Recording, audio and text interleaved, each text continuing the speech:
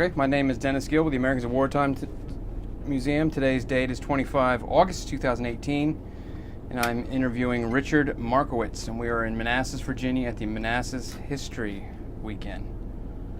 And sir, if you could state your name and when you were born. Richard Markowitz. I was born. Okay. And where were you born? Brooklyn, New York. Brooklyn, New York. And what war or conflict or event did you participate in?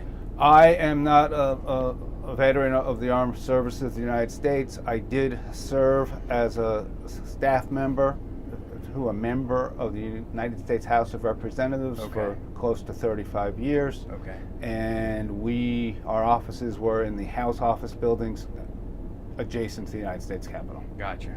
And that would have been on September 11, 2001? That you were employed there? I was employed on September 11th, 2001. Okay.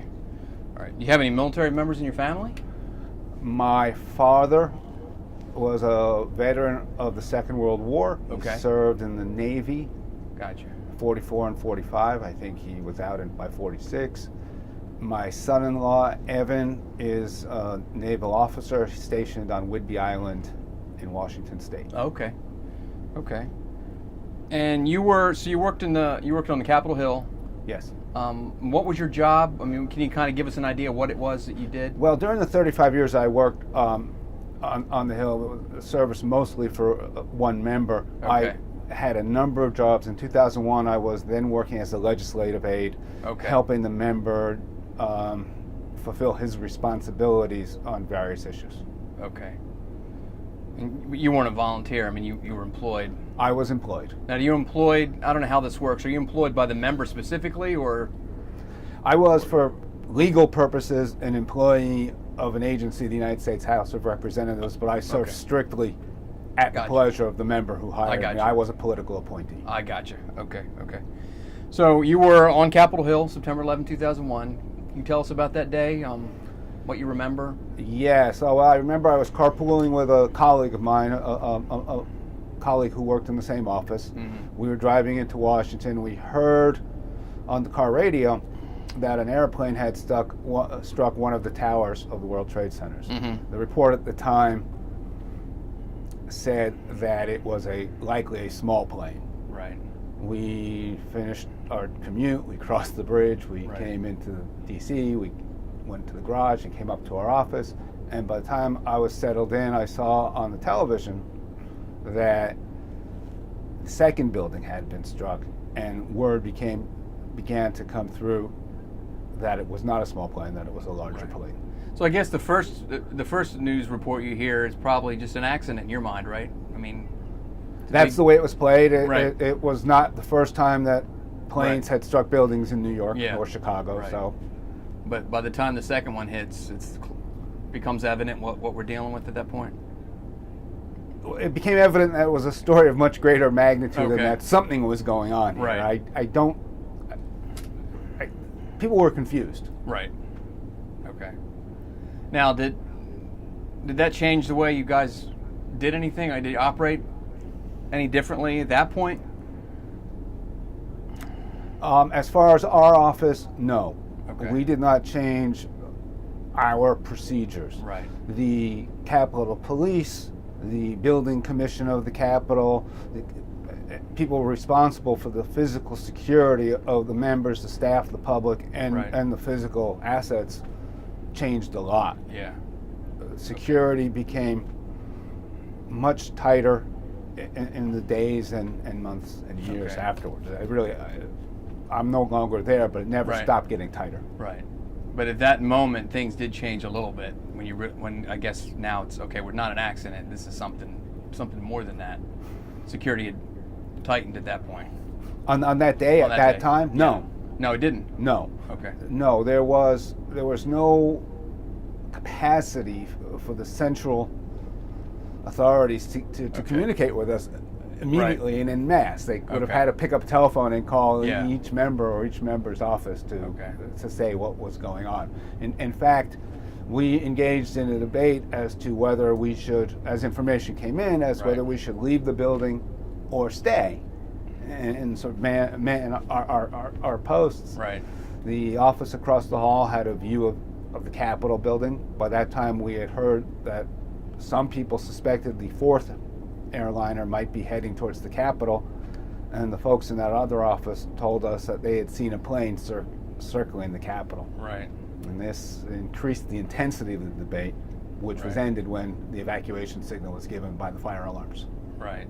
So you've got two planes into the World Trade Center, and now the plane hits the Pentagon, and that's when things started to ramp up. Like, we should evacuate.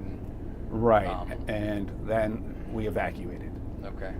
Our evacuation location was Bartholdi Park, just to the west of the Rayburn House office building, where our office was.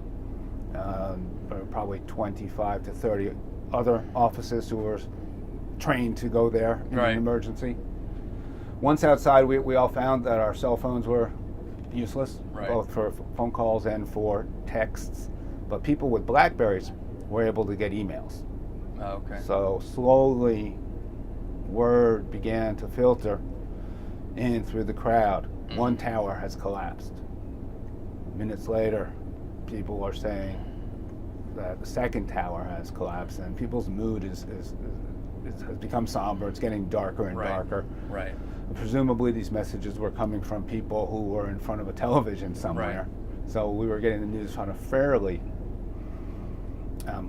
current basis. Right.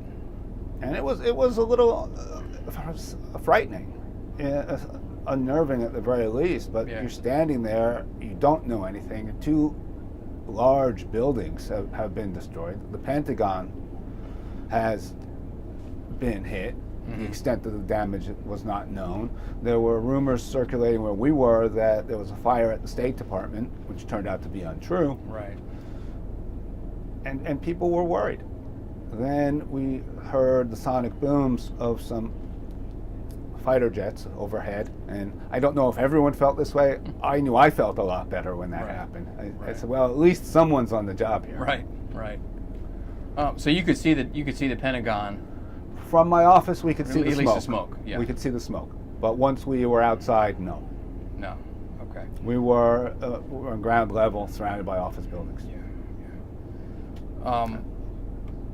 What's going through your mind, especially you're a New Yorker, New York's attacked. Did the gravity of what was happening evident at the time? Did you know? Excuse me. Well, yes, we were aware that there had been an attack on the World Trade Center several years earlier, I think 94. That was not a success. Right. Its existence in some people's minds as a target of America, symbolic of America, was known. So yes, I think the idea that this is an attack against America began to form in people's minds, and that this could be the beginning of something really big. It's hard to separate what I was thinking then in the moment, feeling that we may ourselves, that right there in Bartholdi Park, might be close to an attack ourselves. Right. And to separate that from what we learned in the months, years since. Yeah. But there was definitely a sense of trepidation that this was something new. You know, a lot of people call September 11th our Pearl Harbor. It's obviously kicks off the war on terror.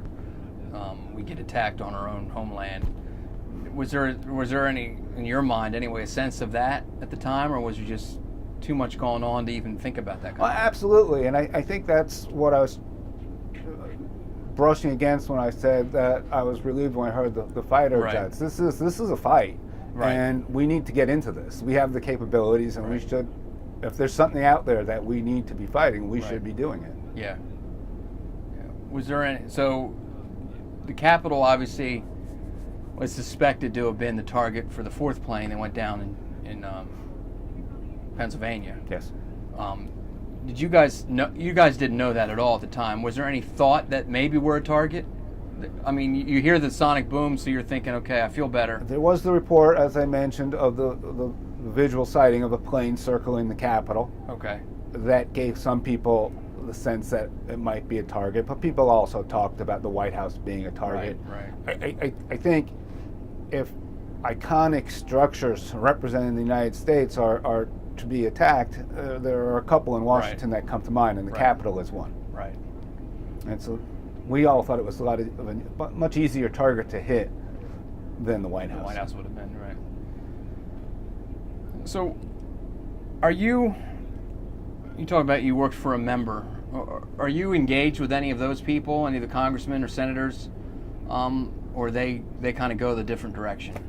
I mean, I'm just curious to what they're thinking at the time during this whole attack, right before you're getting ready to evacuate. That was Tuesday morning. We were having our staff meeting. The House was not yet in session. Most members, unless they have a meeting elsewhere, are in their office. Okay. And our office suites have room for staff and members. Right. So yes, the member I worked for was there. Okay.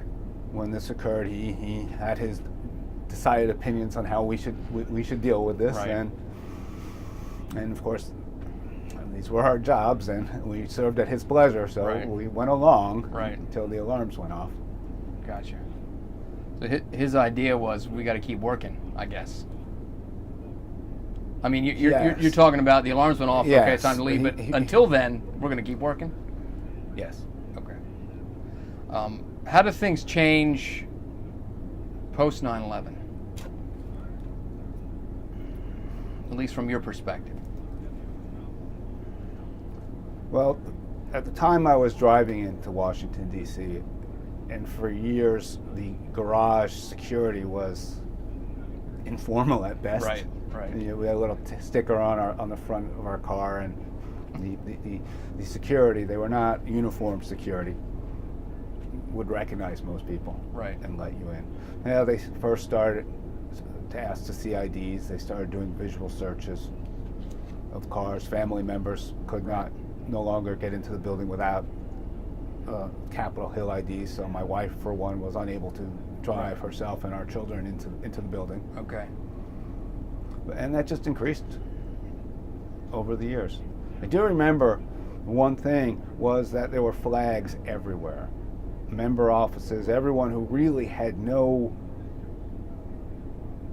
role in formulating the response in terms of security, right, felt a need to express solidarity. Gotcha. Almost every window in the Rayburn building had an American flag right. flying. You have to understand that members of Congress provide a service of selling flags to their constituents. Right. There were flags all over the building. Right. So they were taken out. And solidarity is not necessarily something that Capitol Hill is known for, I guess, until that point. No, legislatures by their nature are right. partisan business. Right, right. Okay. How long did you work there after 9/11? When did you retire from up there? At the end of 2014, actually, January 2015. Okay, so it's safe to say everything changed that day, at least from your perspective on Capitol Hill. Yes, I would say, aside from getting in and out of the buildings, and even that to a certain extent had a bigger impact on the public than on staff and members. Our access was provided with security, but with a higher level of trust. Right. And we were able to continue to move around once inside of a building. We still retained our staff, our 24-hour access to the Capitol building. Mm-hmm. So okay. we perhaps had to go through more security checkpoints, but we were not impeded most of the time. Right. In any great sense. The public was dislocated. They finally finished the Capitol's visitor center, and that became the main entrance to the public for the Capitol building. Okay. The tunnels from the office buildings to the Capitol building were closed to the public. Okay. Let me rewind a little bit. So you've been evacuated. You said you drive to work. Well, what's it like now trying to get home? I assume that's what you're doing now. We've been evacuated. Now I'm trying to get home. No communication. It was kind of funny at first because we were evacuated. The building was closed, but my car was in the building, Okay. in the garage. So I went up to one of the security guys who I'd known for many years, right. and I said, "Hey, the building's closed. No one can stay here. I gotta go home. I need my car. It's inside." He's like, "You can't go in there." I said, "But how am I going to get home?" looks left, he looks right. And he goes, okay, but be fast about it. So I went, got in the car, and drove out. Right. And spent about 3.5 hours getting home to Manassas. 3.5 hours? Yes. Okay, is that just because traffic was just a nightmare getting out of terrible the city? Getting out of the city, and Yeah. once we were on 395 and Okay. heading over to 66. That took the majority of the time. Right. I think everyone was leaving the city at that time. Right. So tell me about the weeks, a few weeks after that. What's it like on Capitol Hill now? We know exactly what we're facing, and we're moving forward. How does that change? Well, it's September. The legislative year is coming Right. to an end. Usually, the adjournment target is October. It's Right. not an election year, so they sometimes go beyond appropriations bills. Right. Continuing resolutions take time, but scheduled business is largely done. But everything changes. Okay. The focus becomes the response to the attacks on the World Trade Center and the Pentagon. Mm-hmm. The president is engaged in speaking publicly. The leadership of the Congress, my boss was not a member of the leadership, so we were not a part of this in Okay. any way, but you know that the wheels are turning and things are going to be done. Right. The military committees, the armed services committees are getting involved. And then in October, I believe it was that year, one of the Senate offices receives a letter with anthrax. Mm-hmm. And we're evacuated again. That may have been the next year. I think it was the same year. I think it was the same year, and that had a big impact. Our office did not receive any anthrax-tainted mail, but we were thrown out of the building for 2 days. Right. And we set up shop in a general accounting office building downtown for a couple of days, and that was, I think, more unnerving. It's Right. one thing to be attacked by a hostile foreign entity. Right. That's bad enough, but some domestic attack on the heels of it Right. was you started to wonder about what you were doing here. Right. And people did leave.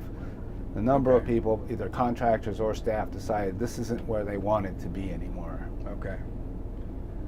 Is there a sense, because many people don't know, when you think about how long ago 9/11 was, I mean, it wasn't yesterday or 2-3 years ago anymore. Now we're knocking on the door at 20 years. Mm-hmm. Back then, they had the alerts change. It seems like every day we were either up or down as far as the threat alerts and threat assessments and everything. And now, within 2 months, you've got another attack. Is there a sense that now we're in a time where this is going to be a regular occurrence in one way or another? We're going to be attacked over and over again. Well, yes, there's a greater sense of foreboding, and I think we are in a different time. Right. The attacks don't come from a single source, but it seems that our way of life, our sense of security, is being attacked on many levels. Right. There are incidents that we don't understand, and no one can condone that occur Right. 1, 2, 3 times a year. Certainly not on the scale of 911, but Right. shootings, floods. I Right. think there's a heightened sense of worry. Yeah. My wife says it's the end of times. It could be. Who knows? Looking back on it, you've had time to think about it, obviously. You're retired now. When you look back on September 11th, how does that, in your mind, change America? And change how America operates, I guess? Because you were part of the legislative process. How did it change from your perspective? The country was very domestically focused at the time. The economy throughout the 90s was roaring.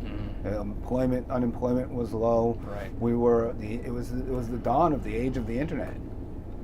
Right. It was the telecom companies, the internet companies. They were all in their infancy. The wonders of what could happen were on everyone's mind. And if you'll recall, George W. Bush, who was elected in 2002, campaigned as a domestic president. He Right. was going to bring the focus of the United States back home. He actually campaigned against nation building. He campaigned against nation building. Right. He campaigned against the regular use of the United States Armed Forces for internationalist purposes. Right. And that changed. I mean, clearly that changed. He spent some time getting himself organized, and once he did, he came up with a response that was forceful and largely effective. That can be debated, of course, but I think it was effective in letting individuals everywhere know that we will respond. And that hasn't stopped. Right. I think each president since has had the responsibility, regardless of inclination, to behave in that manner. Right. So, is there any reason we do these interviews is to capture people's stories like yourself, and we're hoping that someday, 20, 30, 100 years down the road, someone might find this video and watch it and learn something. What do you want them to know? You're speaking into the future now.